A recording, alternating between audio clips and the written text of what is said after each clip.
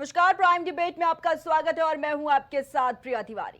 बिहार की 85 साल बाद पटना में कांग्रेस की केंद्रीय कार्य समिति की बैठक हुई। वहीं दूसरी तरफ महागठबंधन ने अति पिछड़ा वर्ग को साधने के लिए न्याय संकल्प पत्र लॉन्च किया और सीमांचल से असदुद्दीन ओवैसी भी अपनी चुनावी यात्रा की शुरुआत कर चुके हैं। यानी कि अब चुनावी गणित में हर दल अपने अपने काल खोल रहा है और सबसे ज्यादा चर्चा सीमांचल की हो रही है, जहां का समीकरण सीधा सीधा विधानसभा के नतीजों को प्रभावित करता है। कांग्रेस वर्किंग तो बताना चाहेंगे कि बिहार विधानसभा चुनाव से पहले सीमांचल का इलाका हर पार्टी के लिए सबसे बड़ा सिरदर्द बन चुका है। किशनगंज, कटिहार, पूर्णिया और अररिया जैसे जिले मुस्लिम बहुल हैं और यही वजह है कि सीमांचल का हर चुनावी समीकरण बाकी बिहार से अलग नजर आता है और यहाँ लगभग 45 से 50% वोट मुस्लिम समाज का है।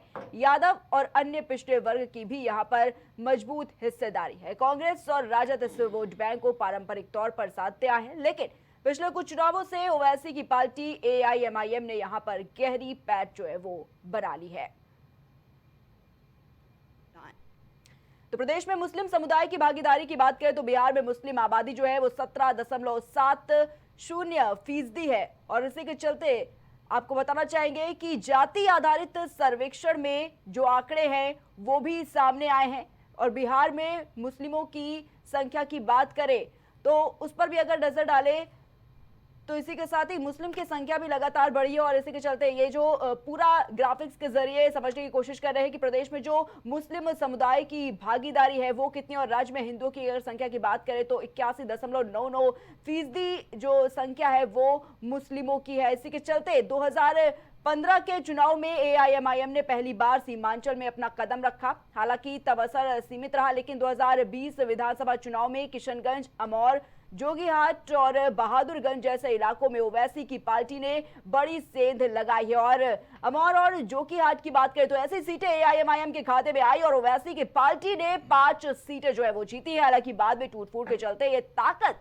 कम जरूर हो गई, लेकिन संदेश साफ था, मुस्लिम वोट अब पूरी तरह से महागठबंधन के साथ नहीं है। AIMIM ने यह साबित कर दिया कि सीमांचल में वो निर्णायक फैक्टर बन सकता है और अब 2025 के चुनाव से पहले ओवैसी फिर सीमांचल में काफी सक्रिय है। किशनगंज से यात्रा की शुरुआत है और उनका फोकस साफ है, मुस्लिम वोटों का ध्रुवीकरण। ओवैसी लगातार कांग्रेस, राजद और जदयू पर मुस्लिम हितों की अनदेखी का आरोप लगाते हैं और खुद को असली विकल्प बताने की कोशिश भी करते हैं। साथियों, देश के विकास के लिए बिहार का विकास जरूरी है और बिहार के विकास के लिए पूर्णिया और सीमांचल का विकास जरूरी है।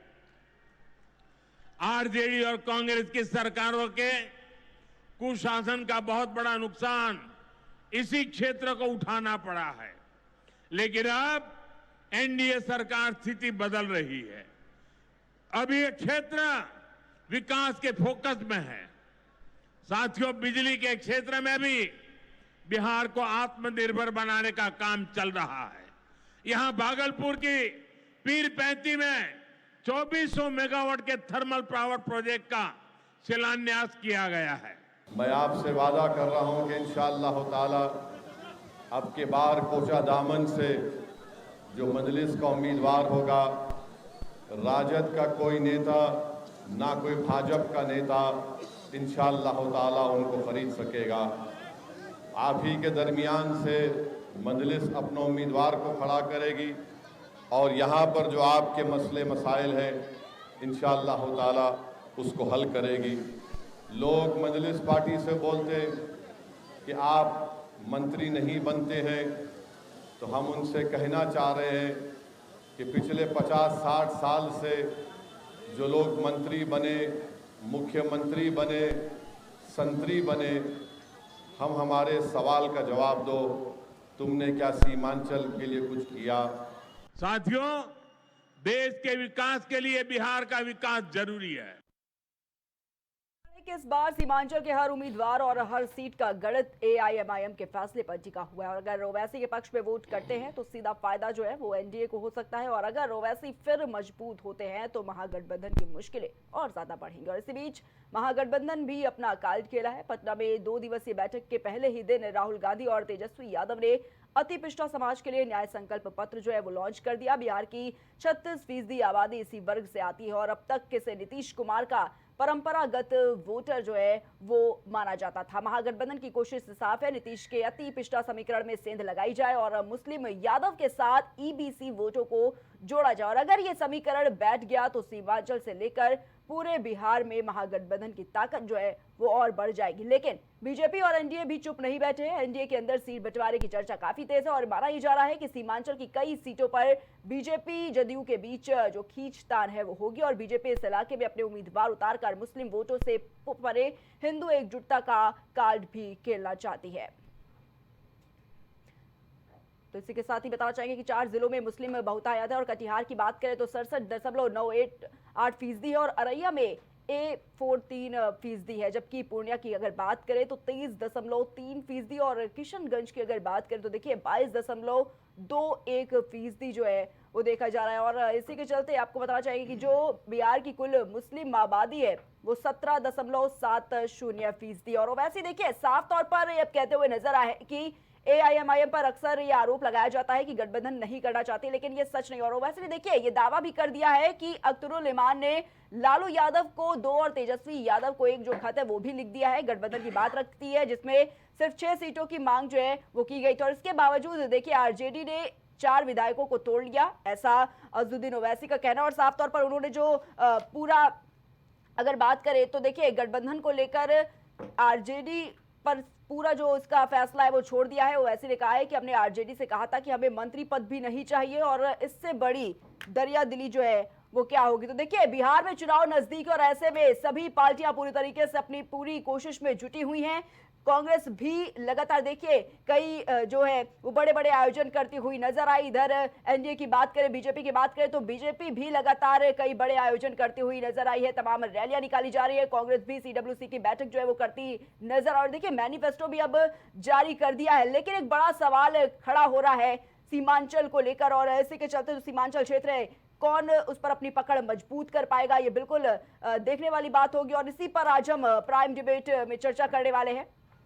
तो जिस तरीके से बिहार में चुनाव और उससे पहले लगातार सभी पार्टियों के फोकस जो है वो सीमांचल के क्षेत्रों में साफ तौर पर नजर आ रहे हैं, इसी के चलते लगातार देखिए आज कांग्रेस पार्टी भी सीडब्ल्यूसी की एक बड़ी बैठक करती हुई नजर आई है। और एक बड़ा सवाल कि आखिर कांग्रेस पार्टी को तेजस्वी यादव से क्या नाराजगी है और आरजेडी को आग दिखाने का जो इतना आत्मविश्वास है, जो कॉन्फिडेंस है, वो आखिर अचानक से कांग्रेस के पास कहां से आ गया। तो ये तमाम सवाल जो है वो आज खड़े हो रहे हैं। एक बड़ा नुकसान देखिए यहाँ पर तेजस्वी यादव के लिए ये भी खड़ा हो रहा है कि क्या जो जंगल राज और भ्रष्टाचार के जो तमाम मुद्दे बिहार में है वो क्या एक बड़ी दिक्कत तेजस्वी यादव के लिए खड़ी कर सकते हैं आने वाले चुनाव में।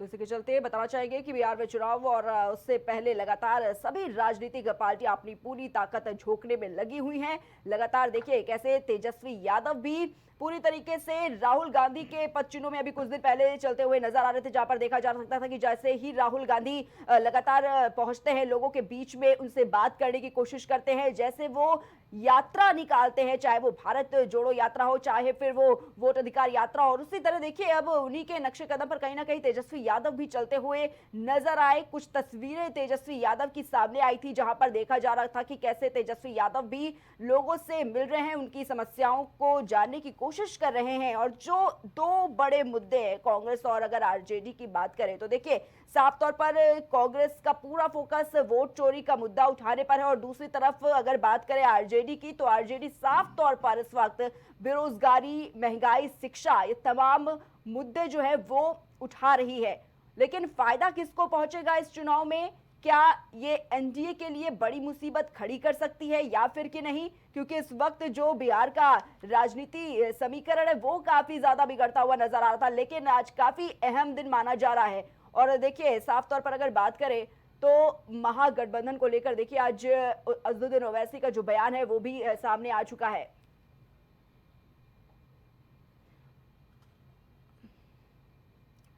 और आज इसी पर हम प्राइम चर्चा करेंगे। हमारे साथ प्राइम डिबेट में जो पैनलिस्ट हैं वो भी जुड़ चुके हैं। हम सबसे पहले हम आपको उनसे परिचय करवा देते हैं। आज हमारे साथ बिहार की राजनीति को समझने के लिए देखिए हमारे साथ सबसे पहले भारतीय जनता पार्टी से विवेक श्रीवास्तव जी जुड़े हुए। विवेक जी बहुत बहुत स्वागत है आपका। साथ ही कांग्रेस पार्टी से प्रदीप सिंह जी हमारे साथ जुड़े हुए हैं। प्रदीप जी, आपका बहुत बहुत स्वागत है। इसी के साथ वरिष्ठ पत्रकार हमारे साथ सुनील त्रिपाठी जुड़े हुए हैं।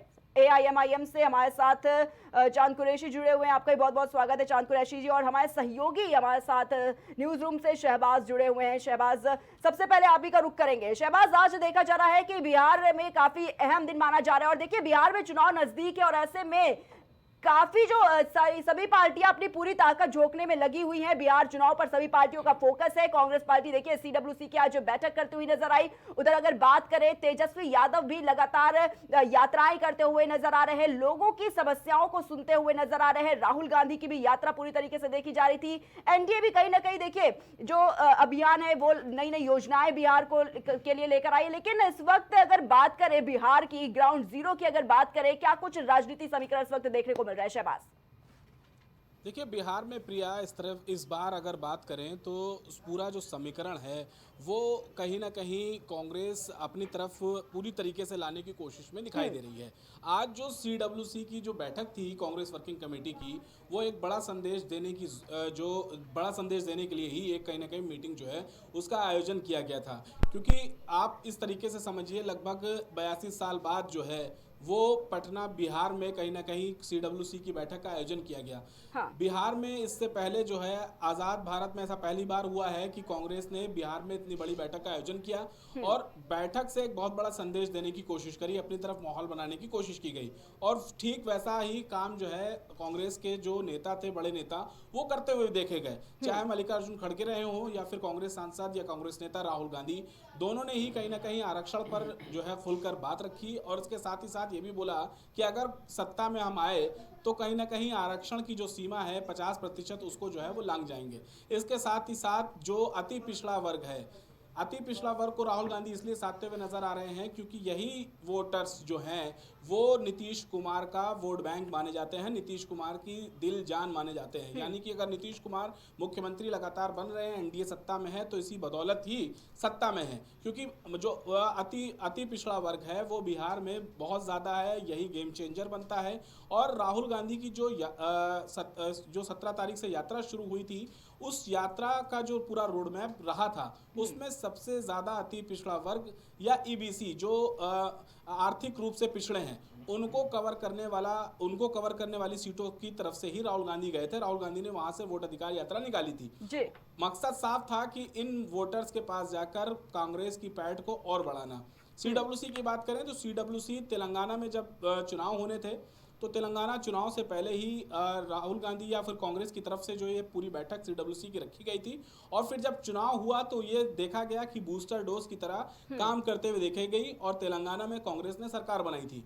तो ठीक वैसा ही काम जो है बिहार में भी कांग्रेस करती हुई देखी जा रही है। कांग्रेस को ये लग रहा है कि राहुल गांधी ने जो इमेज बिहार में कांग्रेस की मजबूत की है, क्या खोया जनाधार इस यात्रा के जरिए पाया जा सकता है। इसीलिए CWC की मीटिंग रखी गई और उसमें तमाम तरीके की बातों पर चर्चा भी हुई है कि किस तरीके से भ्रष्टाचार से लेकर के या बेरोजगारी किन मुद्दों पर आने वाले दिनों में किस तरीके से घेरना है और क्या आगे का रोड मैप रहने वाला है। ये महागठबंधन में आज जो है मंथन चला है। जी ठीक है शहबाज। वरिष्ठ पत्रकार हमारे साथ सुनील त्रिपाठी भी जुड़े हुए हैं।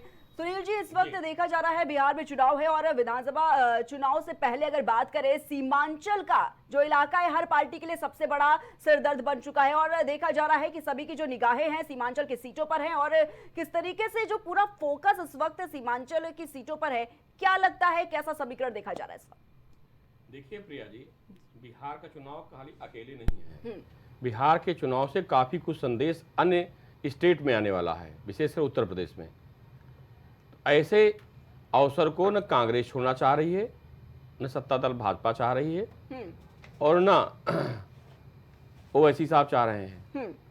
लेकिन इस बार जो चुनाव होगा वो बहुत ही रोमांचक होगा, क्योंकि बहुत से ऐसे मुद्दे लेके राहुल जी भी घूम रहे हैं, मोदी जी भी मीटिंग करते चले जा रहे हैं। तो इस चुनाव के रिजल्ट से ये आएगा कि जनता किसके साथ है, राहुल जी के साथ खड़ी है बिहार की कि मोदी जी के साथ खड़ी है। और भाजपा में मैं बार बार का प्रमुखता से एक ही चेहरा नरेंद्र मोदी जी का, वो पूरे देश भर में जहां जाते हैं वहां राजनीतिक माहौल बदल देते हैं। और पिछले चुनाव भी मैंने देखा कि डूबती डूबती भाजपा नरेंद्र मोदी जी के पहुंचने के बाद से बच गई। इस बार सीमांचल में सभी लोग सेंध लगाने का काम कर रहे हैं। कुछ आरक्षण को लेके, कुछ पिछले जो दलित शोषित उनको लेके चर्चा करते नजर आ रहे हैं। अब वहां की जनता कई मुद्दों पर विचार करती है। देखिए, लालू जी का जो साम्राज्य रहा वो भी छिपा नहीं रहा। कौन कौन से अपराध कितनी कितनी श्रेणी में होते थे, भ्रष्टाचार, बलात्कार, हत्या, और यहां तक कि मानव तस्करी, बहन बेटियां वहां से खरीद दूसरे प्रदेशों में जाती थी। ऐसा भी दृश्य देखा है हम लोगों ने। अगर वो चीजें कुदेरने में भाजपा सफल होती है तो कहीं न कहीं नुकसान होगा विपक्ष को। लेकिन विपक्ष भी इस बार, चाहे राहुल जी हों चाहे तेजस्वी जी हों, कोई अवसर छोड़ना नहीं चाह रहे हैं। और ये बिहार की जनता के ऊपर निर्भर करेगा। बहुत जल्दी ये रिजल्ट आएगा चुनाव के बाद कि जनता किसके साथ खड़ी है। जी ठीक है सुनील जी, ठीक है। कांग्रेस से प्रदीप जी भी हैं हमारे साथ। प्रदीप जी, एक बड़ा सवाल इस वक्त खड़ा होता है कि आखिर कांग्रेस पार्टी को तेजस्वी यादव से क्या तकलीफ है, क्या दिक्कत है? क्योंकि अभी तक क्लियर नहीं हो पाया है कि कांग्रेस की जो ड्राइविंग सीट पर किसको बैठा रखा है। प्रदीप जी, देखिए, ये बिहार का चुनाव है और ये कतई माने नहीं रखता। ना आदरणीय राहुल गांधी जी माने रखते हैं, ना तेजस्वी जी माने रखते हैं, ना नीतीश जी माने रखते हैं, ना सम्राट चौधरी माने रखते हैं, ना नरेंद्र मोदी जी माने रखते हैं। माने रखता है वहाँ का युवा, माने रखता है वहाँ का किसान, माने रखता है वहाँ पे बढ़ती महंगाई, माने रखता है वहाँ से पलायन, माने रखता है वहाँ बेरोजगारी। इन मुद्दों पर बिहार का चुनाव, बिहार का युवा अपना प्रतिनिधित्व तय करने जा रहा है। और आप देखिए, जब प्रधानमंत्री जी बिहार आते हैं तो लोगों ने समझा था कि बिहार प्रधानमंत्री जी जब पहला भाषण देते हैं बहुत पहले, तो एक बात कहते हैं कि न मैं खाता हूं न खाने दूंगा। लेकिन इस बार किसी भी मंच से अभी तक प्रधानमंत्री जी ने ये बात नहीं कही, क्योंकि जैसे ही प्रधानमंत्री जी ये बात कहेंगे, लोग पूछेंगे भैया सम्राट चौधरी जी के बारे में आपका क्या ख्याल है, दिलीप जायसवाल जी के बारे में आपका क्या ख्याल है, संजय जायसवाल जी के बारे में आपका क्या ख्याल है, मंगल पांडे जी के बारे में आपका क्या ख्याल है, अशोक चौधरी जी के बारे में आपका क्या? इन सवालों का जवाब न तो भारतीय जनता पार्टी के लोग दे पा रहे हैं, न जनता दल के लोग दे पा रहे हैं। तो निश्चित तौर पर यह सवाल नीतीश जी से भी पूछा जा रहा है, मोदी जी से भी पूछा जा रहा है, अमित शाह जी से भी पूछा जा रहा है। इन सवालों का जवाब इनके पास नहीं है। और अपराध की बात करते हैं, जब यहाँ पे अस्पतालों में हत्या हो रही है, चौराहों पर हत्या हो रही है, घर से खींचकर हत्या हो रही है, महिला सुरक्षा पर बात करते हैं। लगातार जिनकी जब सरकारें थी, महिला संरक्षण गृह से महिलाएं, बहन और बेटियों के साथ जो घटनाएं हो रही थी, आप सभी लोगों ने वो चैनलों पे चलाया है। तो ये सारी बातें सवालों का जवाब है। और निश्चित तौर पर पलायन एक सबसे बड़ा मुद्दा है। पलायन जिस पे नौजवान पूछ रहा है, भैया आप तो रोजगार देने की बात कर रहे थे, और आज बिहार से इस देश में सबसे ज्यादा युवाओं का पलायन हो रहा है। इन सवालों का जवाब भी क्या देश के प्रधानमंत्री जी ने बिहार में आके दिया क्या?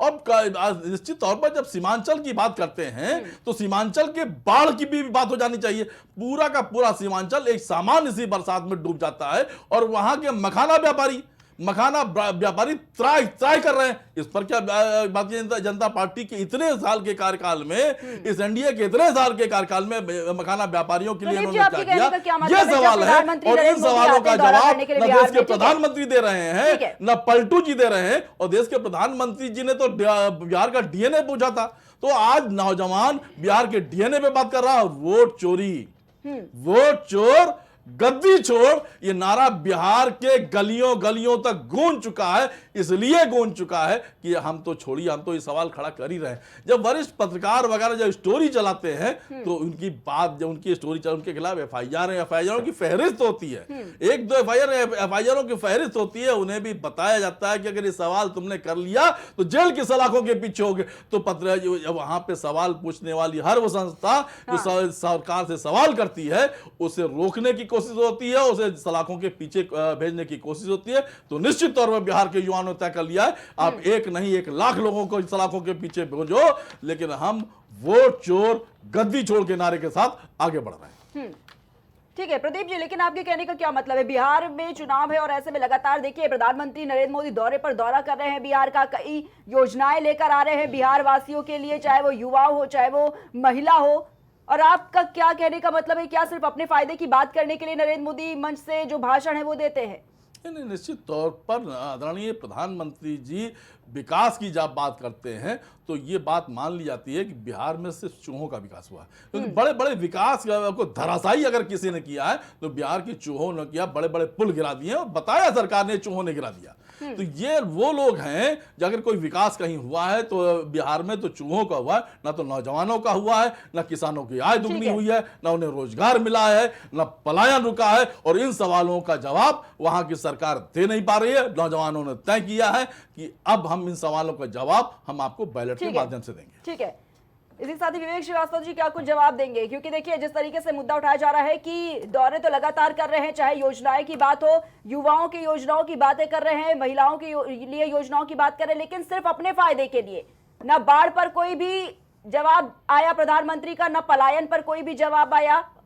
क्या कुछ कहेंगे इस पर विवेक जी? देखिए प्रिया जी, हमारे कांग्रेस के मित्र ने फिर वही पुराना राग अलापा, रोजगार रोजगार। हम 2 करोड़ प्रतिवर्ष रोजगार का वादा करके आए थे। 52 करोड़ से ज़्यादा लोगों को मुद्रा योजना में लाभ दे चुके हैं। हाँ। और पूरी कांग्रेस समझ करके भी नासमझ बनती है, नौकरी और रोजगार के अंतर को नहीं समझ पा रही, या कह लीजिए कि एक भ्रम पैदा करने की कोशिश करती है। बिहार में क्या हुआ, मखाना की बात कर रहे थे, भारत सरकार ने मखाना बोर्ड का गठन किया, उसकी सूचना जारी हो गई।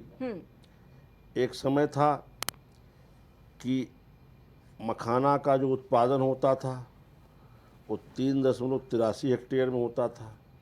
आज उसका क्षेत्रफल बढ़ के 35,000 से ज़्यादा हेक्टेयर में हो चुका है। क्षेत्र बढ़ा, राजस्व बढ़ा मखाना से आने वाला, और मखाना किसानों की स्थिति भी सुधरी और आगे भी इसमें सुधार हो, उसके लिए हमारी सरकार ने वह मखाना बोर्ड का गठन किया। कोई ऐसा क्षेत्र बिहार में हमसे अछूता नहीं रहा जिसमें हमने कुछ न कुछ काम न किया हो। रोजगारों का पलायन कैसे रुके, युवकों का, उस पर भी हमारी सरकार ने काम किया।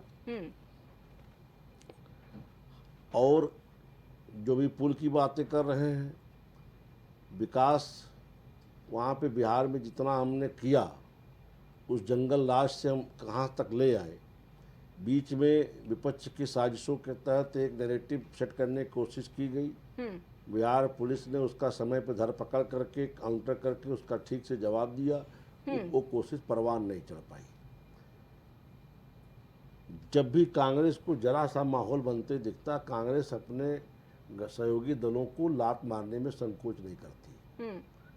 ये जो आज 85 साल बाद कांग्रेस पटना में बैठक कर रही है, ये सिर्फ और सिर्फ अपनी सीटें बढ़वाने की कवायद में कर रही है कि जो आरजेडी की पिछलग्गू कांग्रेस बनी घूम रही थी, किस तरह से वहाँ लगे कि नहीं कांग्रेस भी एक दल है और कुछ इनकी स्थिति है और कुछ इनको सीटें ज़्यादा मिल जाए।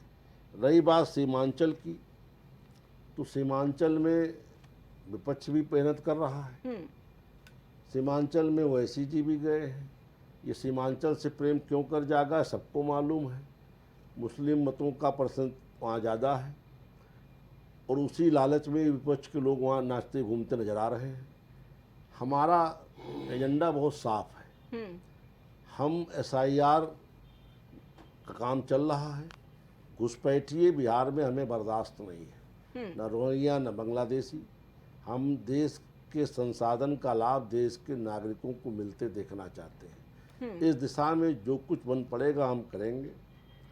और बिहार कैसे भारत के विकास में आगे बढ़े, कैसे जो मोदी जी का सपना है 2047 का विकसित भारत का, उसमें किस तरह से बिहार का योगदान हो, और ये बिना बिहार के योगदान के लक्ष्य पूरा होने वाला नहीं है।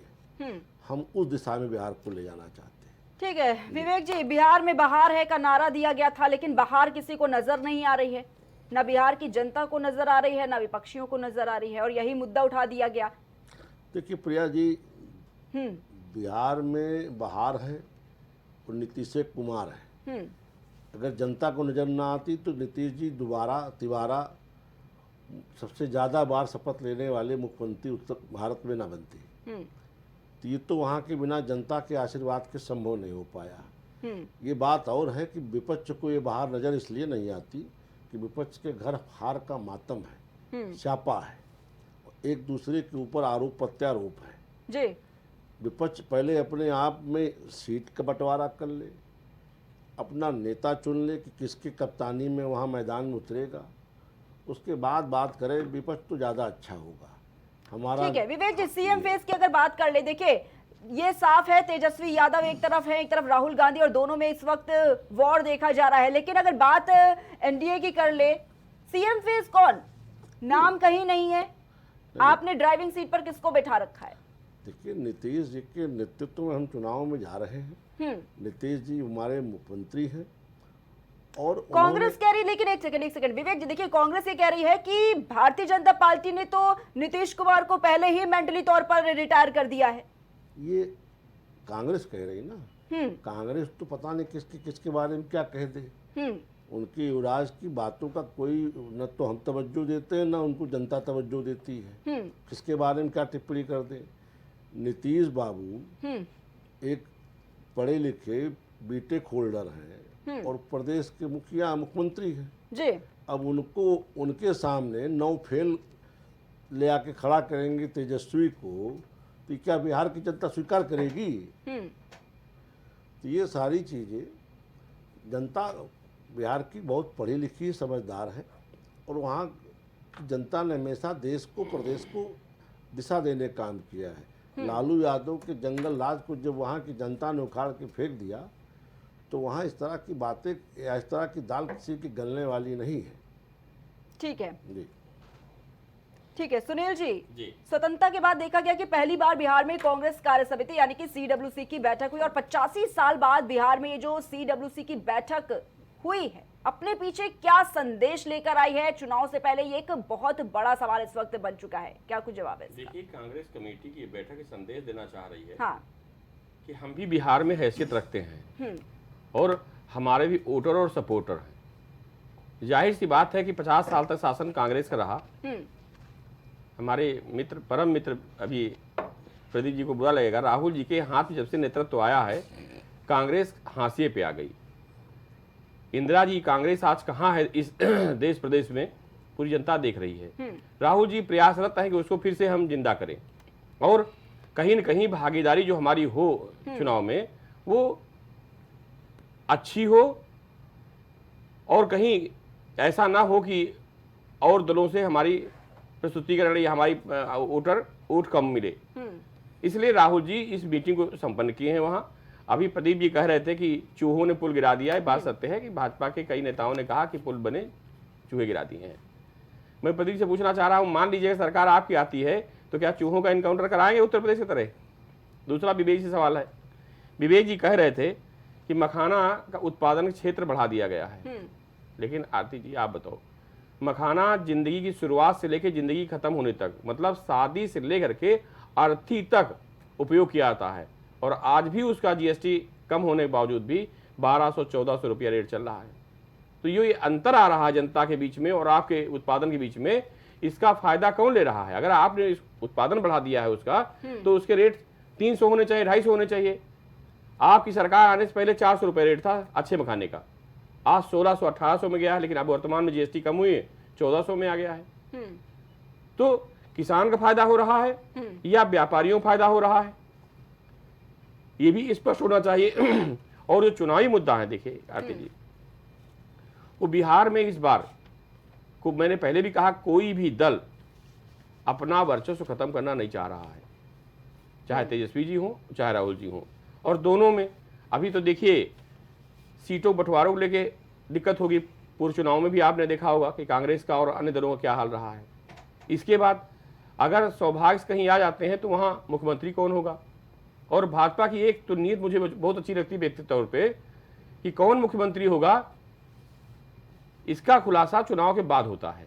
उत्तर प्रदेश की अगर हम लोग चर्चा करें तो कई नाम ऐसे प्रमुख आए कि मुख्यमंत्री हो रहे हैं। योगी आदित्यनाथ जी आ गए, राम प्रकाश जी आ गए। तो भाजपा में कौन कब किस पद पर कहां पहुंच जाएगा, इसका खुलासा तत्काल संभव नहीं है और बीजेपी करती है अन्य दलों के हिसाब से। हाँ। जी ठीक है प्रदीप जी, क्या कुछ जवाब देंगे इस पर? क्योंकि एक सवाल ये खड़ा हो रहा है कि तेजस्वी यादव का जो सीएम बनने का सपना था, कांग्रेस पार्टी ने क्यों तोड़ दिया उसे? नहीं, अभी भारतीय जनता पार्टी के हमारे साथी ने बहुत बढ़िया तरीके से बात कही कि नवी फेल कि बिहार का मुख्यमंत्री या बिहार का नेतृत्व तो नहीं कर सकता। और ये कौन कह रहा है? जिसमें बिहार में जिनका जो सबसे बड़ा नेता है वो 7वीं पास है, सम्राट चौधरी। नकली मार्कशीट हाई स्कूल की जो आज तक पूरी भारतीय जनता पार्टी मिल करके वो हाई स्कूल की मार्कशीट दिखा नहीं पाई। आज तक पूरी भारतीय जनता पार्टी मिलकर, और देश में इनका नेतृत्व कौन कर रहा है? इंटायर पॉलिटिक्स में पीजी करने वाला व्यक्ति जो आज तक वो विषय दिल्ली विश्वविद्यालय ढूंढ रहा है कि ये विषय हम लाए कब। हाँ। वो उनके प्रवक्ता बता रहे हैं कि नवी बेल तेजस्वी बिहार का नेतृत्व तो नहीं कर सकते। अब आप यह चूहों की बात कर रहे हैं और निश्चित तौर पर विकास पर भारी पड़ा बिहार का चूहा। तो हम ये पूछना चाहते हैं वो कौन सा चूहा है जो 4 साल के पुल में और 2.5 साल के पुल को चूहा कुतर के गिरा दे रहा है। मखाने पे चर्चा हुई थी। मखाने की स्थिति यह है, मखाने के जो किसान हैं उनके घर में छत नसीब नहीं है, टीन सेट में रह रहे हैं। आंकड़े आपने बढ़ा दिए। बिहार का किसान आज भी अपनी आय की बाट जोक रहा है। पूरे देश में आपने कहा था आय दुगनी करेंगे, वहां का मखाने का किसान इस स्थिति में वहां पे गुजर रहा है। 1400 में क्यों बिक रहा प्रदीप जी? जी 1400 में क्यों बिक रहा? कौन फायदा ले रहा है इसका? तो निश्चित तौर पर व्यापारी अड़तीय फायदा ले रहे हैं। हम बिहार में उसी सीमांचल के प्रभारी रहे हैं, हम जानते हैं सारी चीजों को। तो हम ये बता रहे हैं अड़तीय फायदा ले रहे हैं। किसान आज भी टीन सेट में के घरों में रह रहा है। ये है बिहार के मखाना व्यापारियों का। गली चौराहों पर कितनी गंदी तरीके से उसको बेचने की कोशिश कर रहा है, उनके पास व्यवस्था नहीं है। और ये इन्होंने पूरा सिस्टम बना दिया। तेजस्वी पे आ जाते पहले, ठीक है, फिर मखाना पे बात कर लेंगे। ठीक है, मखाना पे बात नहीं होनी चाहिए। बिहार के चुनाव में मखाना के किसानों पे बात नहीं होनी चाहिए, ये आप कह रही हैं क्या? बिल्कुल बात होनी चाहिए, लेकिन अगर सवाल पहले तेजस्वी पे था प्रदीप जी, तो तेजस्वी पर पहले जवाब दे दीजिए। सवाल तेजस्वी नहीं है, क्यों? सवाल नीतीश नहीं है, सवाल है मखाना व्यापारी, मखाना व्यापारी को सुन लीजिए। सवाल है बेरोजगारी, सवाल है पलायन, सवाल है किसानों की आय, सवाल है बढ़ता अपराध, सवाल है महिला सुरक्षा। इन सवालों पे चुनाव हो रहा है। न राहुल गांधी पे चुनाव हो रहा है, न तेजस्वी पे चुनाव हो रहा है, न नीतीश पे चुनाव हो रहा है, न नकली मार्कशीट वाले सम्राट चौधरी पर चुनाव हो रहा है, और न इन ठगों पे चुनाव हो रहा है। दिलीप जायसवाल, संजय जायसवाल, मंगल पांडे, सम्राट चौधरी, अशोक चौधरी, न इन ठगों पे हो रहा है चुनाव। इन ठगों को जवाब देना पड़ेगा बिहार की जनता को कि हमने ठगी नहीं की है, हमारे ऊपर जो ठगी का आरोप है ये गलत है। मुद्दा तो आप भूल ही गए, अपनी लिस्ट से बाहर कर दिया। सबसे बड़ा मुद्दा तो वोट चोरी का था आपका। आपको लगता है कि इससे पहले की बहस में हमने वोट चोर गद्दी छोड़ का नारा दिया है? अभी आप लिस्ट गिना रहे हैं, अभी आप लिस्ट गिना रहे हैं, आप कह रहे हैं कि ये चोरों की लिस्ट है, ये चोरों की लिस्ट है।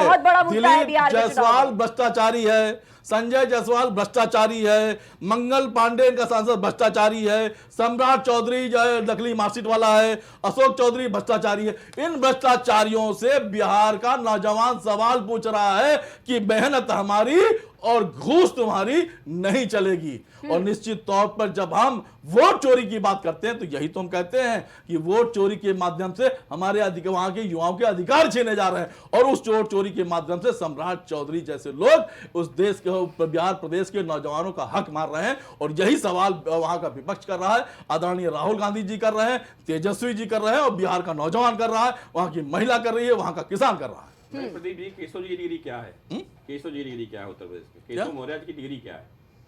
अब ये मुद्दा चूंकि है नहीं, तो भारतीय जनता पार्टी प्रवक्ता मुझे ज्यादा सही बता देंगे।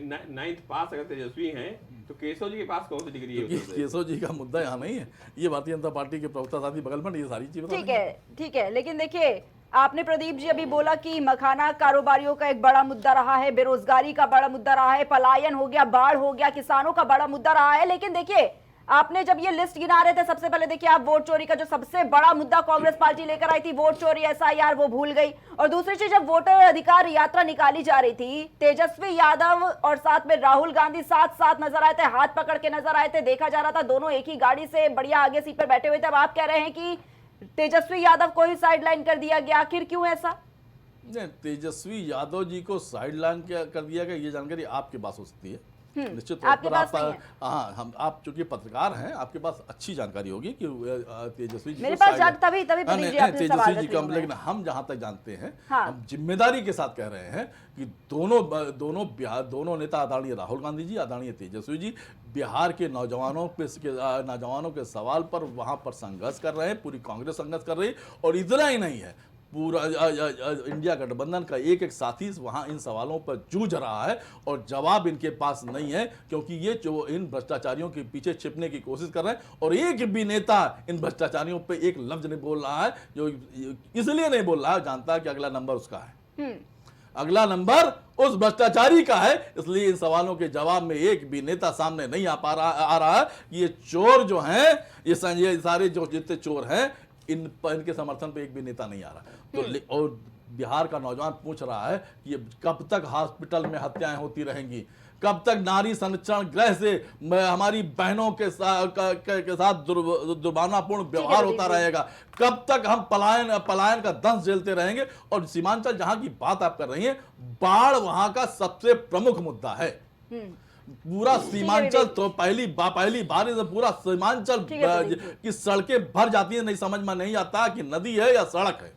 और वोट चोरी की जहां तक बात हो रही है, आपके पहले ये एपिसोड में वोट चोर गद्दी छोड़ की बात मैंने कर चुका हूं, और बिहार के गली गली कूचे कूचों में वोट चोर गद्दी छोड़ का नारा चल रहा है। बिल्कुल बिल्कुल ठीक है। इसी के साथ ही सुनील जी से मेरा सबसे पहले एक सवाल है, उसके बाद विजय के पास जाएंगे। सुनील जी, अभी ये जो सवाल रखा जा रहा था कांग्रेस पार्टी की तरफ से, जब उन्होंने लिस्ट गिनाई कि मखाना कारोबार का जो एक बड़ा मुद्दा है, किसानों और पलायन से लेकर बाढ़ बता दिया उन्होंने, लेकिन जो कांग्रेस लेकर आई थी बिहार में एसआईआर का मुद्दा, और यहीं से देखा गया कैसे मुद्दे शुरू हुए। वोटर अधिकार यात्रा में देखा गया किस तरीके से राहुल गांधी ने पूरी यात्रा निकाल दी, इस पर एक बड़ा आंदोलन छेड़ दिया। लेकिन जब ये सवाल रखा जा रहा है तो तेजस्वी यादव साइडलाइन, अब ये कोई मुद्दा नहीं, ऐसा क्यों? देखिए, आप पूर्व में भी देख लीजिए, हाँ। केजरीवाल जी और राहुल जी एक मंच में दिखाई पड़े थे। हाँ। उसके बाद दिल्ली में क्या हाल हुआ, लोकसभा के चुनाव में कितने दल और उनके वरिष्ठ नेता दिल्ली से लेकर के कोलकाता तक मीटिंग करते रहे, और उसके बाद चुनाव संपन्न होने की स्थिति आई तो दिल्ली हो, चाहे हरियाणा हो, चाहे मध्य प्रदेश हो, कांग्रेस किसके साथ रही और नेता किसके साथ रहे। देखिए आरती जी, राजनीति में सत्ता के लिए न कोई नियम है न कोई धर्म है। यही कांग्रेस केजरीवाल की देन है कि दिल्ली में शीला दीक्षित के भ्रष्टाचार लेके सड़कों तक कूदते थे और उसके बाद कांग्रेस से हाथ मिला लिया। तो ये कहना अभी से उचित नहीं होगा कि चुनाव तक तेजस्वी जी और राहुल जी साथ साथ रहते कि नहीं रहते हैं। कांग्रेस आकलन कर रही है कि अगर वहां हमारी पोजीशन क्या है और तेजस्वी जी पोजीशन क्या है, क्योंकि दोनों ही, एक सत्ताधारी दल वहां रहा है, एक केंद्र में भी काफी दिन तक समय तक सत्ता संभाली है। इस नाते से मेरा ये मानना है कि अभी तो चुनाव नजदीक आने दीजिए, सीटों के बंटवारों के लेकर के भी दिक्कतें पैदा होंगी, क्योंकि शुरुआत। ठीक है सुनील जी, जी ठीक है। तेजस्वी यादव और राहुल गांधी के बीच में क्या लड़ाई है कि नहीं है, इस पे बहुत ही असमंजस देखा जा रहा है और लगातार सवाल खड़े हो रहे हैं इस पर, और हमारे सहयोगी शहबाज से इसी पर जवाब लेना चाहेंगे। शहबाज, क्या वाकई लड़ाई है या फिर नहीं है? क्योंकि देखा जा रहा है कांग्रेस किस तरीके से साइडलाइन करती हुई नजर आ रही है। वोटर अधिकार यात्रा में हमने देखा कि तेजस्वी यादव, राहुल गांधी साथ साथ नजर आए। उसके बाद जब तेजस्वी यादव बिहार अधिकार यात्रा निकाल रहे थे, वहां पर राहुल गांधी की कोई झलक नहीं देखी गई। अब देखिए लगातार ये जो असमंजस की स्थिति बनी हुई है, इस पर क्या कुछ देखा जा रहा है इस वक्त शहबाज? देखिए प्रिया, ऐसा जो है कयास जरूर लगाए जा रहे हैं और जो दावा किया जा रहा है कि राहुल गांधी और तेजस्वी यादव के बीच जो है चीजें ठीक नहीं चल रही हैं और राजद और कांग्रेस में जो है सीटों को लेकर जो है पेच जो है वो फंसा है। हालांकि जब आज कांग्रेस की CWC की जो बैठक थी उसमें तेजस्वी यादव जो है दिखाई दिए और कांग्रेस के साथ तो वो उन्होंने मंच भी साझा किया और मंच से एकजुटता का जो मैसेज दिया गया है वो कहीं ना कहीं दबे लफ्जों में यही मैसेज था कि जो महागठबंधन को हालांकि जो बताया जा रहा है कि एकजुटता में कमी है या कोई भी चीज इस तरीके की जो है अफवाह जो है उड़ाई जा रही है, लेकिन एकजुटता का जो आज संदेश दिया है महागठबंधन ने वो साफ तौर पर यही है कि एकजुटता बनी हुई है। हाँ, सीटों को लेकर जो है पेज जरूर फंसे हो सकते हैं, बात जरूर होगी आने वाले टाइम में, आने वाले दिनों में कि आखिर कितनी सीटों पर कांग्रेस को वॉकओवर देना चाहती है राजद कितनी सीटों पर उसको लड़ाना चाहती है और पिछली बार की जिन 20 सीटों पर कांग्रेस चुनाव नहीं लड़ना चाहती उसके पीछे भी एक कारण है जो कांग्रेस ने अपना पूरा एक फीडबैक लिया है वहां से और उसका जो विश्लेषण किया है कि वो 20 सीट जो है वो एनडीए के पाले में हमेशा से रही है और वहां पर जो समीकरण है वो एनडीए की तरफ ज्यादा जाता है और वहां का झुकाव जो है वो ज्यादा रहता है। कांग्रेस ये जान रही है कि वो 20 सीट पर राजद खुद चुनाव नहीं जीत सकती, इसलिए उन 20 सीटों को बदला जाए। यही कुछ चीजें हैं जिनको लेकर कांग्रेस की सहमति नहीं बन पा रही है। कांग्रेस नहीं चाह रही कि इस तरीके की चीजें जो है वो उस चुनाव में देखी जाए। जी ठीक है शहबाज। इसी के साथ ही विवेक जी, लगातार जो देखा जा रहा है इस वक्त बिहार के चुनाव में और ये सवाल उठाया जा रहा है कांग्रेस पार्टी की तरफ से कि अति पिछड़ा वर्ग के लिए तो एनडीए ने कुछ किया ही नहीं, और जो आज कांग्रेस पार्टी की तरफ से मैनिफेस्टो जारी किया गया है अति पिछड़ा वर्ग के लिए तमाम जो सौगातें हैं वो पेश कर दी गई हैं कि अगर सरकार बनती है तो इस तरीके से हम जो है लाभ पहुंचाएंगे अति पिछड़ा वर्ग के लिए। तो क्या काम किया है आपने? देखिए प्रिया जी, ये राहुल जी हैं हाँ जो हर चुनाव से पहले इस तरह के लोक लुभावन वादे लेके जाते हैं, क्योंकि जनता इस सच्चाई को समझती है कि संवैधानिक दायरे में चीजें संभव नहीं है हाँ और इनको नकार देती है। हाँ अति पिछड़ा समाज हमारे साथ है, मांझी जी उसी समाज से आते हैं और ऐसे तमाम नेता जो पिछड़ों का नेतृत्व करते हैं सब वहाँ एनडीए गठबंधन में है। मखाना किसानों की जो चिंता हमारे कांग्रेस के मित्र कर रहे थे, मखाना का क्षेत्र भी बढ़ा, उससे आने वाला राजस्व भी बढ़ा और उन किसानों की दशा भी सुधरी और अच्छी दशा हो, इसके लिए भारत सरकार ने मखाना बोर्ड के गठन की सूचना भी जारी कर दी। तो ये हमने काम करके दिखाया। ये मौका बहुत पहले कांग्रेस के पास। ठीक है विवेक जी, अगर आपसे कहे पांच लाइनों में अगर ये बता दे कि क्या कुछ किया है अति पिछड़ा वर्ग के लिए, क्योंकि लगातार देखिए कांग्रेस पार्टी भी आरोप लगाई जा रही है, विपक्षी तमाम ऐसी पार्टियां जो आरोप लगा रही है कि अति पिछड़ा वर्ग एक बड़ा मुद्दा है और कुछ भी नहीं किया है और हम अब जो नई सौगातें हैं वो लेकर आ रहे हैं। मैनिफेस्टो हालांकि जारी कर दिया गया है उसकी तरफ से, लेकिन आपसे अगर कहें कि 5 पॉइंट्स में गिना दीजिए, आप क्या बताएंगे? देखिए प्रिया जी, अति पिछड़ों की दशा सुधारने के लिए वहाँ की हमारी सरकार ने बहुत से कार्य किए हैं कि किसानों की दशा सुधारी है, अति पिछड़ा वर्ग के समाज के लोगों को सेवा में मौका दिया है, हर जगह मौका दिया गया है। आज जो अति पिछड़ों की बात कांग्रेस कर रही है तो पिछड़ों के आरक्षण का विरोध कर रही थी। मंडल कमीशन की जब प्रस्ताव पेश हुआ था, मंडल कमीशन की रिपोर्ट इनके शासनकाल में धूल फाक रही थी और मंडल कमीशन के जनक भी बिहार से हैं और उस पर सबसे पहले पिछड़ों को आरक्षण देने वाले कर्पूरी ठाकुर भी वहीं से हैं। ये तो हमेशा इसके विरोधी रहे। आज केवल चुनाव के लिए ये उनका नाम ले रहे हैं, इनका इससे दूर दूर तक कोई वास्ता नहीं। जब इनको मौका था तब वहाँ पे ऐसा मुख्यमंत्री देते थे जो ताड़ी पी के घूमता था। एक समय नारा लगता था कि गफूर चचा की क्या पहचान, हाथ में लबड़ी मुंह में पान दबा के ताड़ी की लबड़ी लेके घूमते, तो ऐसा भी मुख्यमंत्री ने उस प्रदेश को थोपा है। आज बिहार में जो रोजगार का संकट है, युवकों का पलायन है, कोई आज से थोड़ी शुरू हुआ है। उस प्रदेश को यहाँ तक पहुँचाने वाली कांग्रेस है। बूथ कैटरिंग का सबसे पहला प्रयोग कांग्रेस ने वहाँ पे किया, बाद में उसको लालू जी ने अडॉप्ट कर लिया, जंगल राज तक ले गए। आज अगर उस जंगल राज से शासन सत्ता लौट करके सुशासन बाबू के नीतीश कुमार के राज तक आई है तो इसके लिए बड़ा मेहनत हुआ, बड़ा प्रयास हुआ। बिना वहाँ बिहार की जनता के आशीर्वाद के संभव नहीं हो पाया है। बिहार की जनता खूब जानती है कि जो ये आए हुए हैं निकल करके दिल्ली से, राहुल जी, सोनिया जी, प्रियंका जी, खड़गे जी, कि आज इनको 85 साल बाद पटना में मीटिंग करने की नौबत क्यों आ रही, सबको मालूम है।